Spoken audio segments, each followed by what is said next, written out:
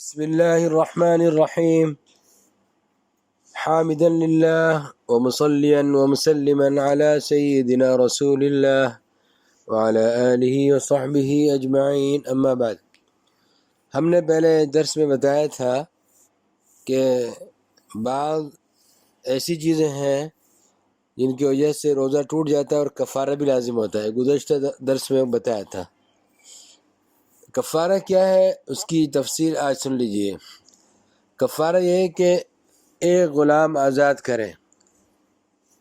اگر غلام آزاد نہیں کر سکتا، جیسے کہ آج کل غلام نہیں ہے، تو 2 ماہ کے لگاتار روزے رکھے۔ اس طرح کے درمیان میں رمضان کے روزے نہ آئیں اور نہ وہ ایام آئیں جن میں روزہ رکھنے سے منع کیا گیا ہے، تاکہ تسلسل نہ ٹوٹے۔ وہ کون سے دن ہیں جن میں روزہ رکھنا منع ہے؟ وہ عید الفطر اور عید الاضحیٰ۔ عید الفطر جو رمضان کے بعد عید ہوتی ہے، اور عید الاضحیٰ یعنی بقرہ عید، اور بقرہ عید کے بعد کے 3 دن یعنی 11، 12، 13 ذی الحجہ، ان دنوں میں روزہ رکھنا منع ہے۔ تو جو کفارے کے روزے رکھ رہا ہے تو یہ ایام نہیں آنے چاہیے اس میں، تاکہ تسلسل نہ ٹوٹے۔ روزے رکھنا لگاتار ضروری ہے 2 ماہ کے۔ اگر کوئی کفارے کے روزے رکھ رہا تھا، بیچ میں ایک روزہ چھوڑ دیا، تو اثر نو دوبارہ 2 ماہ کے روزے رکھنے لازم ہیں۔ البتہ عورت کے لیے یہ ہے کہ اگر وہ کفارے کے روزے رکھ رہی تھی اور بیچ میں حیض کے ایام شروع ہو گئے، تو حیض سے پاک ہونے کے بعد فوراً روزوں کی تکمیل کرے۔ اثر نو شروع کرنے کی ضرورت نہیں، کیونکہ اس کو یہ عذر شرعی ہے۔ اور نفاس والی عورت کو اگر نفاس کی وجہ سے کفارے کے روزے چھوڑنے پڑ گئے، تو اس کے لیے ضروری ہے کہ پاک ہونے کے بعد اثر نو کفارے کے روزے رکھے۔ یعنی یہ عذر نہیں ہوگا، کیونکہ اس کو معلوم تھا کہ ولادت ہونے والی ہے، تو اس نے روزے کیوں شروع کیے کفارے کے؟ تو اگر نفاس شروع ہو گیا، ولادت ہو گئی، ولادت کے بعد جو خون آتا ہے اس کو نفاس کہتے ہیں، تو اب اس کو دوبارہ روزے رکھنے ہوں گے، کیونکہ بیچ میں نفاس آ گیا، ابھی 2 ماہ کے روزے پورے نہیں ہوئے تھے۔ جی، تو اس کو دوبارہ روزے رکھنے ہوں گے۔ تو اس مسئلے میں حید و نفاس کے مسئلے میں فرق ہے۔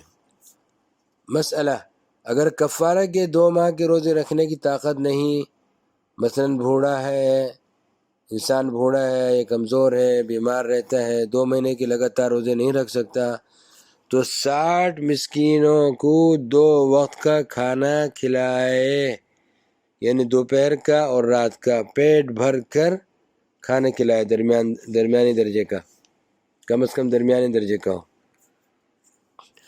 اور اچھا کھلائے تو اور اچھی بات ہے، یعنی اعلیٰ، لیکن درمیانی درجے کا ہونا ضروری ہے۔ اگر ان مسکینوں میں کوئی نابالغ ہے، یعنی 60 مسکینوں کو جو کھانا کھلایا اس نے 2 ٹائم، تو اس میں کوئی نابالغ تھا، ایسا کہ مراہق بھی نہیں، یعنی قریب البلوغ بھی نہیں تھا، تو کفارہ ادا نہ ہوگا، اس کے بدلے کسی بالغ کو کھانا کھلانا ضروری ہوگا۔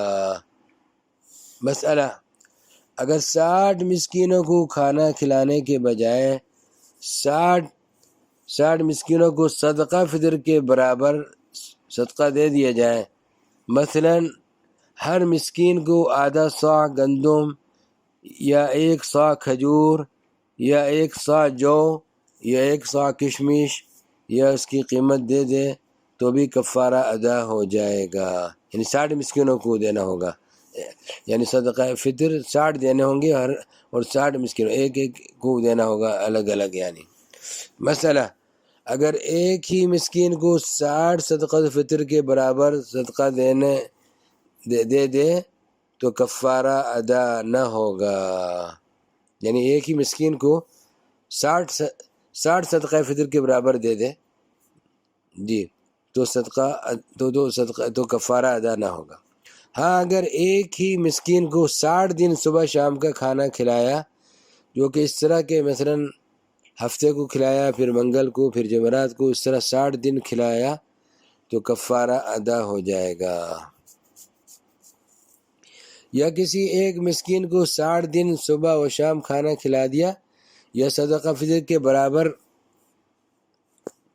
جیسا ابھی ترتیب بتائی، یعنی کسی ایک مسکین کو 60 دن کھانا اس طرح کھلایا کہ مثلاً ہفتے کو کھلایا، پھر پیر کو کھلایا، جی پھر جمعرات کو کھلایا، اس طریقے سے 60 دن پورے کیے، ادا ہو جائے گا۔ یا صدقہ فطر کے برابر، جی یا صدقہ فطر کے برابر 60 دن تک روزانہ صدقہ دیا ایک ہی مسکین کو، یعنی 60 دن تک، تو بھی کفارہ ادا ہو جائے گا۔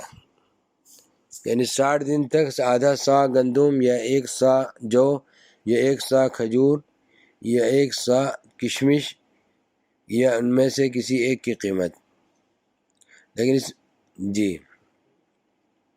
اس میں یہ بھی دیکھنا ہوگا کہ یہ مسکین اگر غنی بن گیا، اس کو صدقہ دیتے دیتے اتنا ہو گیا کہ وہ صاحب نصاب ہو گیا، تو پھر وہ جائز نہیں ہوگا، کفارہ ادا نہیں ہوگا۔ صاحب نصاب تو اگر یہ پہنچ گیا، تو یہ مسائل چند ہیں۔ تو خلاصہ کلام یہ ہو گیا کہ کفارہ یعنی غلام آزاد کرے، وہ نہ ہو سکے تو 2 ماہ کے لگاتار روزے رکھیں۔ جی اگر درمیان مہینے سے شروع کر رہا ہے روزے رکھنا تو پھر 60 روزے پورے کرے گا، اور اگر وہ بھی نہیں کر سکتا، روزے نہیں رکھنے کی طاقت نہیں ہے، اور جیسے تفصیل میں بتایا گیا کہ بوڑھا ہے یا وہ بیمار رہتا ہے، کمزور ہے، نہیں رکھ سکتا 60 دن کے، تو پھر 60 مسکینوں کو 2 وقت کا کھانا کھلائے گا۔ مزید تفصیل اب آپ کے سامنے مزید ہم نے بھیج دی۔ السلام علیکم ورحمۃ اللہ وبرکاتہ۔